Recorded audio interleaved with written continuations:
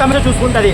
మార్చి నెల నుంచి April May దాకా చూసుకుంటుంది. March April May election commission CM అయ్యేదాకా గవర్నమెంట్ చూసుకునేది. అలాంటిది వాలంటరీ వ్యవస్థ అయినప్పుడు బడ్జెట్లో లేనప్పుడు ఇప్పుడు మేము ఉన్నాము. ఒక 1000 రూపాయలు పంచాలనుకోండి, మా దగ్గర 1000 రూపాయలు 1000 రూపాయలు పంచుతాము. 10,000 రూపాయలు పంచాలి, ఎలా పంచలేము కదా. అలాంటిది మీరు బడ్జెట్ లేనప్పుడు ప్రతి మే ఏప్రిల్ నెల మే నెల జీతం లాగేశారు. ఇప్పుడు మీ చేతిలో డబ్బులు వేయలేదు కదా సార్. అది మేము రిక్వెస్ట్ చేస్తున్నాం. మా వాలంటరీ వ్యవస్థ ఇంకా మీరు ఉంచుతారని చెప్పారు, మీకు నమ్మే మేము ఇప్పుడు వేసాము. అలాంటిది రేపు కాబోయే ఎలక్షన్స్లో కార్పొరేషన్ ఎలక్షన్స్లో మిమ్మల్ని నమ్మి ఎలా ఓటేస్తాము? పంచాయతీ ఎలక్షన్ ఉన్నది, ఎలా చేస్తాం? చదువుకున్న యువత ఉన్నారు, ఇప్పుడు ఎమ్మెల్సీ ఓటు రేపు మీకు చదువుకున్న డిగ్రీ చదువుకున్న ఎక్కువ శాతం మంది వాలంటీర్లో ఉన్నారు. డిగ్రీ చదువుకున్న స్థాయి చదువుకున్న వాళ్ళంటే ఉద్యోగాలు లేక వచ్చారు.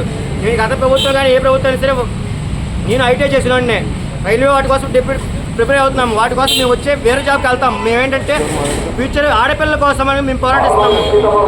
మా కోసం కాదు కదా. మీరు పవన్ కళ్యాణ్ గారు ఏమన్నారు, వాలంటీర్లకి ఆడపిల్లలకి అండగా ఉంటా అన్నాడు. పవన్ కళ్యాణ్ అసలు మీడియా వచ్చి మాట్లాడుతుంది వాలంటీర్కి ఇంత అన్యాయం జరుగుతుంది. పవన్ కళ్యాణ్ కూడా ఇంకా బాగా మా వాలంటీర్ ఇంకా సపోర్ట్ చేసి మాట్లాడాలని చెప్పి మేము కోరుతున్నాం. రేపు 4వ తారీఖు క్యాబినెట్ మీటింగ్ ఉంది. ఆ మీటింగ్లో పైన వాలంటీర్ వ్యవస్థ గురించి భారీ సంఖ్యలో పవన్ కళ్యాణ్ గారిని దృష్టి తీసుకొని చేయాలని మేము కోరుచున్నాం సార్.